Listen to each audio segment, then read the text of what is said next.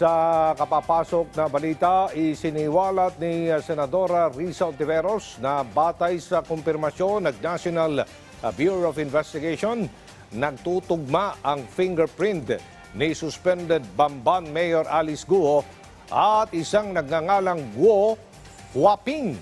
Kung matatandaan, may isiniwalat kamakailan na dokumento si Senador Sherwin Gatchalian na nagngangalang Guo Huaping at malaking tulong o malaking tanong sa senador kung ito ba ang tunay na pangalan ni Mayor Guo.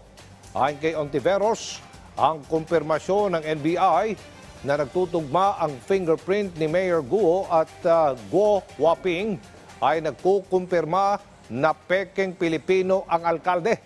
Pero hindi raw dito nagtatapos ang investigasyon ng Senado. Magugunitang nagsulputan ang mga Pogo Hub sa bansa sa panahon ng nakalipas na administrasyon. Kasabay nito ay dumarami rin ang mga local government units na nagnanais na ipagbawal ang pagpasok ng Pogo sa kanilang mga lugar tulad ng Batangas LGU.